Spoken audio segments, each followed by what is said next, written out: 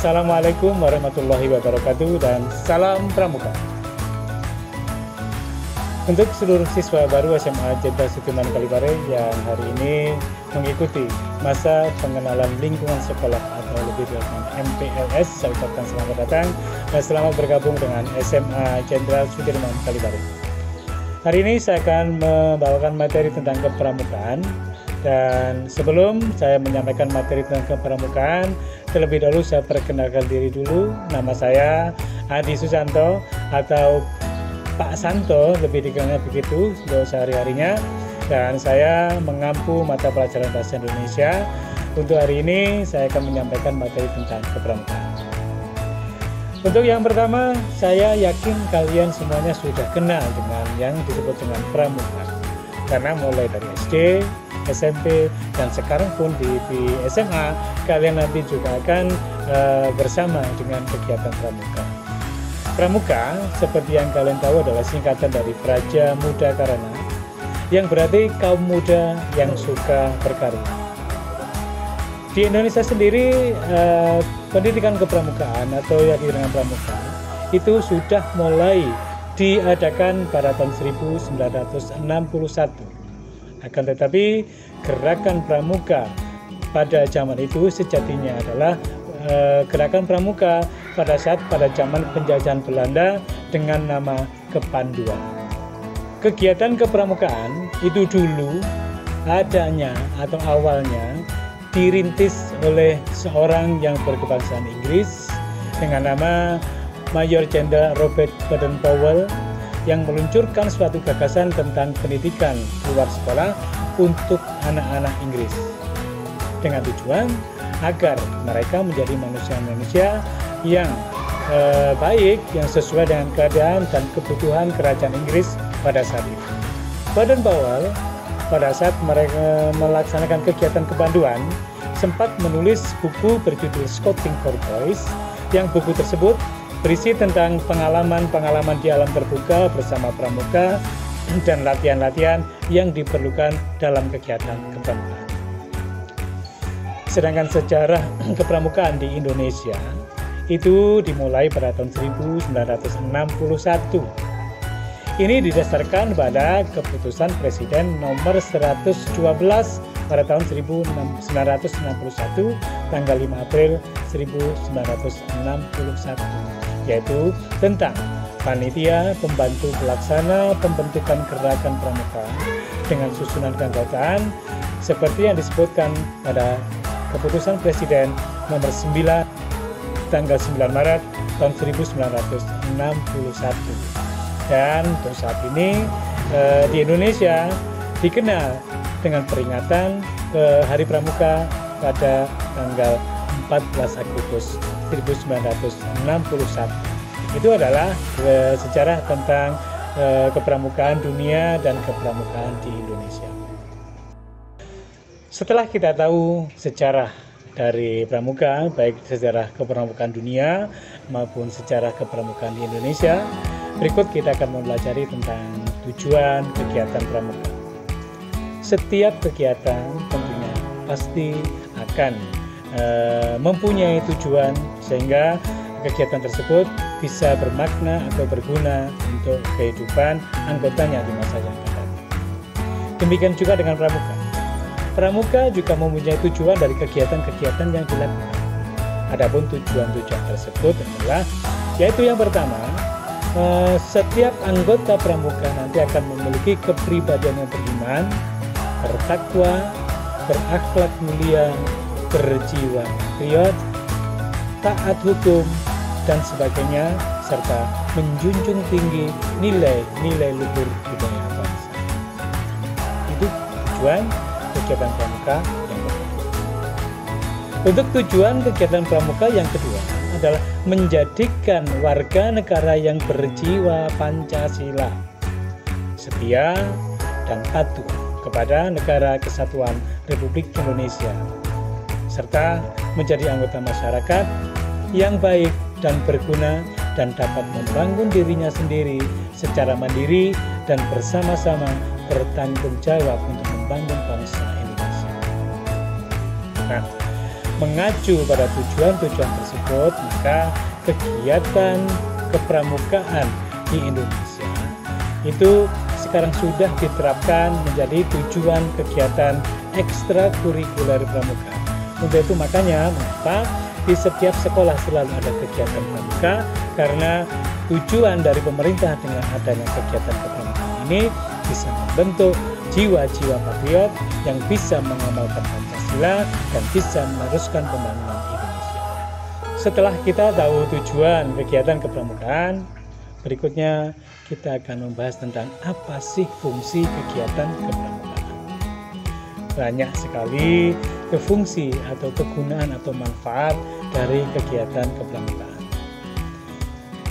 Dari kegiatan-kegiatan atau jenis-jenis kegiatan kepramukaan yang dilaksanakan di sekolah, karena mohon maaf ya, kegiatan sekolah itu pelaksanaannya setelah kegiatan sekolah dan bukan kegiatan di rumah. Sehingga praktis kegiatan pramuka dilaksanakan setelah jam pelajaran sekolah selesai. Nah, kembali ke fungsi kegiatan pramuka. Yang pertama, kegiatan pramuka itu adalah kegiatan yang menarik bagi anak atau pemuda. Jadi, kegiatan menarik di sini dimaksudkan adalah kegiatan yang menyenangkan dan mengandung pendidikan. Karena apa? Karena dengan kegiatan itu, yaitu berupa permainan yang merupakan permainan yang mempunyai tujuan dan aturan-aturan permainan. Jadi, bukan kegiatan yang hanya bersifat hiburan saja, tetapi kegiatan yang mengandung unsur mendidik. Berikutnya untuk fungsi kegiatan kepramukaan yang kedua, untuk pengabdian bagi orang dewasa. Kalau yang pertama tadi bagi anak-anak dan remaja, yang sekarang adalah tujuan atau fungsi kegiatan pramuka untuk pengabdian bagi orang dewasa. Bagi orang dewasa, kepramukaan bukan lagi permainan, ya, tetapi suatu tugas yang memerlukan keikhlasan, kerelaan, dan pengabdian. Orang dewasa mempunyai kewajiban untuk secara sukarela membaktikan dirinya demi suksesnya pencapaian tujuan kepramukaan. Kemudian yang ketiga, kalau yang pertama tadi sudah anak-anak dan pemuda, yang kedua bagi orang dewasa, yang ketiga sekarang adalah fungsi pramuka bagi masyarakat dan organisasi. Kepramukaan merupakan alat bagi masyarakat untuk memenuhi kebutuhan masyarakat setempat dan juga alat bagi organisasi untuk mencapai tujuan. Jadi ya, fungsi organisasi kepramukaan itu bisa meliputi berbagai unsur, baik dari unsur anak-anak atau pemuda, unsur orang dewasa, atau bagi masyarakat dan organisasi. Jadi begitu, lebih banyak tujuan dan fungsinya, sehingga tidak ada hal yang bisa membuat kalian tidak mengikuti kegiatan pramuka. Makanya pramuka ini dibuat pramuka yang bersifat wajib di setiap sekolah. Perlu saya beritahukan bahwa kegiatan pramuka di sekolah itu ada dua jenis. Ada pramuka yang bersifat wajib dan ada pramuka yang bersifat pilihan. Yang bersifat wajib itu wajib diikuti oleh seluruh peserta didik, dan yang bersifat pilihan itu masuk pada kegiatan ekstrakurikuler yang merupakan pilihan bagi siswa. Jadi untuk itu saya harapkan kalian nanti bisa masuk di kegiatan kepramukaan. Karena apa? Kegiatan ini wajib untuk seluruh siswa yang ada di setiap sekolah, bukannya di sekolah kita. Baiklah, fungsi, tujuan, pengertian, secara sudah kita bahas. Sekarang yang akan kita bahas adalah tentang kegiatan-kegiatan apa saja sih yang akan ada di dalam kegiatan kepramukaan. Nah, keterampilan kepramukaan yang dapat membentuk karakter peserta didik. Kegiatan apa saja itu? Yaitu masuk ada kegiatan yang meningkatkan pengetahuan dan keterampilan, Yang pertama, kegiatan dalam kepramukaan adalah keterampilan tali temali. Kegiatan tali temali ini digunakan sebagai keperluan. Itu yang pertama untuk membuat tandu, memasang tenda, membuat yang jemuran, membuat yang bendera, yang di rumah biasanya siap sudah ada di tempat-tempatnya sendiri. Ketika kita berkegiatan kepramukaan, maka kita harus terampil untuk membuat itu dengan peralatan yang seadanya. Ada tali, ada tongkat. Kita wujudkan menjadi tiang jemuran, kita gunakan untuk membangun tenda, kita gunakan untuk membuat tiang bendera dan sebagainya. Sehingga dengan itu keterampilan anggota pramuka akan terbentuk dengan sendirinya, akan lebih terampil dalam bidang tali temali. Itu tadi keterampilan yang pertama, yaitu keterampilan tali temali. Sedangkan untuk keterampilan yang kedua yang diajarkan dalam pendidikan kepramukaan adalah keterampilan pertolongan pertama gawat darurat atau lebih dikenal dengan PPGD. Keterampilan pertolongan pertama gawat darurat merupakan kegiatan untuk memberikan pertolongan pertama pada korban kecelakaan atau orang sakit. Yang perlu diperhatikan dalam hal ini adalah bahwa tindakan ini hanya tindakan pertolongan pertama, bukan mengobati atau menyembuhkan. Karena kita tidak punya kompetensi di bidang itu.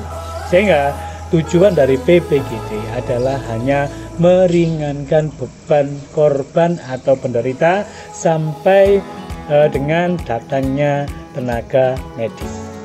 Itu untuk keterampilan PPGD. Yang ketiga adalah ketangkasan pioneering. Apa sih pioneering itu? Nah, kita akan jelaskan. Kegiatan pioneering itu adalah kegiatan yang ada hubungannya dengan membentuk sesuatu dengan menggunakan tongkat dan tali. Jadi nanti dengan keterampilan tali temali tadi, membentuk simpul ini, simpul itu dan sebagainya, kita kombinasikan dengan tongkat, akhirnya membentuk sebuah bentuk. Untuk apa? Untuk melatih kepekaan otak kita untuk mewujudkan suatu benda dengan alat-alat yang sederhana. Setelah kita tadi jelaskan tentang keterampilan PPGD atau pertolongan pertama gawat darurat, kegiatan di kepramukaan berikutnya adalah kegiatan ketangkasan pioneering. Di kegiatan ketangkasan pioneering, kita diuji untuk lebih terampil, untuk bisa berpikir dan membuat sesuatu yang baru dengan hanya berbahan yang sederhana saja, antara tongkat dan tali. Pada kegiatan pioneering, kita menerapkan keterampilan tali temali yang pernah kita pelajari untuk kita terapkan menjadi satu bentuk tertentu. Misalnya, kita membuat gapura, kita membuat jembatan, kita membuat tandu, atau bentuk-bentuk lain yang sesuai dengan keinginan kita dengan bahan-bahan yang sangat sederhana. Itu adalah untuk kegiatan ketangkasan pioneering. Untuk keterampilan berikutnya yang dipelajari dalam kepramukaan adalah morse dan simapur. Nah, untuk morse dan simapur ini adalah kegiatan atau materi tentang penguasaan sandi-sandi atau bahasa-bahasa rahasia yang harus disampaikan oleh seorang anggota kepada anggota yang lain. Kenapa harus rahasia? Karena kadang sesuatu kita harus menyampaikannya secara rahasia tanpa orang lain tahu. Sehingga dengan sandi itu yang mengerti adalah hanya penerima dan pengirim sandi tersebut. Nah, di dalam kepramukaan sandi-sandi itu bisa ada morse dan ada simapur dan otomatis juga ada sandi itu sendiri. Bedanya morse dengan simapur, kalau morse itu disampaikan melalui peluit atau kentongan atau apapun dengan ciri-ciri tertentu, sedangkan simapur disampaikan lewat bendera dengan gerakan-gerakan tertentu yang mengerti hanya orang-orang yang berkepentingan. Dalam hal ini pengirim dan penerima simapur. Kemudian sandi itu sendiri juga bisa disampaikan secara rahasia dengan bentuk tulisan. Kalau morse dengan peluit, kalau simabur dengan bendera, kalau sandi itulah tulisan-tulisan dengan kode-kode tertentu.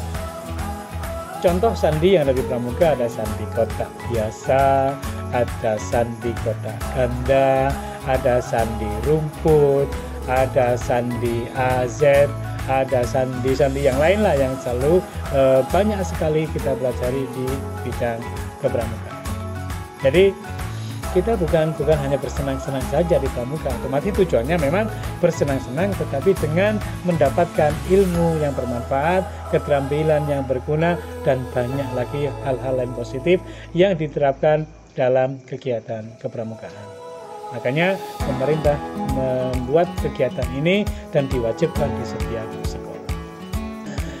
Setelah kita memahami simabur, setelah kita memahami morse, memahami sandi, nah sekarang kita akan praktikkan nanti pada kegiatan penjelajahan dan tanda jejak. Nah, kegiatan penjelajahan itu berupa satu bentuk kegiatan berpetualang. Ini untuk kalian yang suka berpetualang cocok sekali kegiatan ini karena apa? Kita akan menuju ke tempat-tempat tertentu.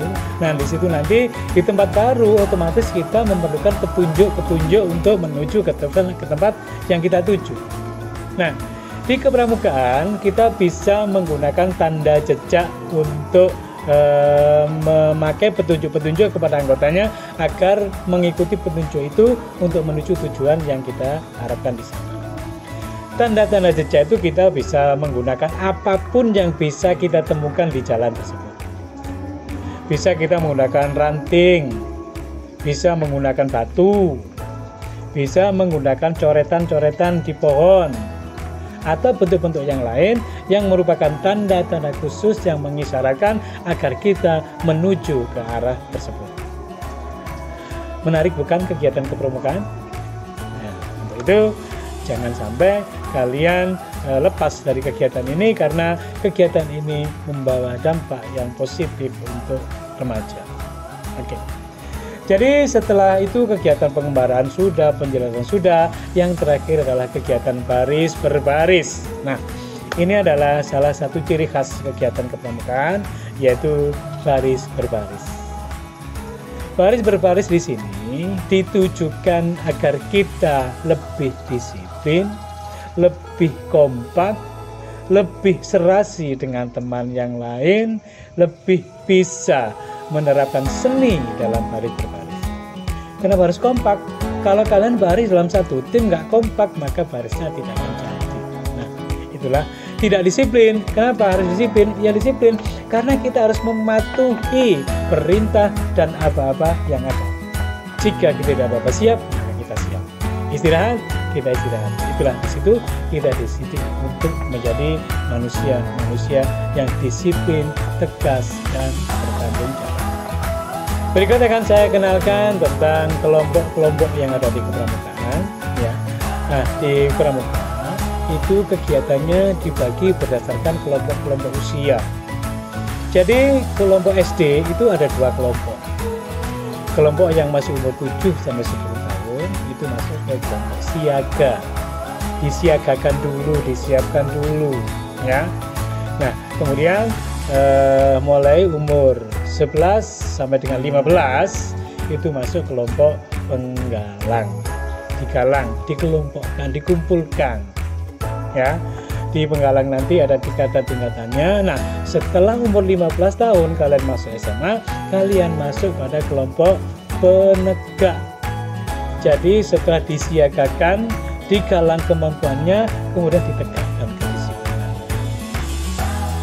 Jadi kita lebih dewasa, sudah bisa lebih berpikir lebih jauh, sehingga kita akan menjadi penegak. Nanti setelah lulus SMA, kalian masuk ke perguruan tinggi atau ke masyarakat, ada yang namanya pandega, sudah mandega, sudah meninggi. Seperti itu. Itulah kelompok-kelompok yang ada. Untuk lebih jelasnya bagaimana? tidak perlu saya jelaskan sekarang. Kalian nanti ikuti saja kegiatan kepramukaan yang ada di SMA Jenderal Sudirman Kalipari. Karena apa?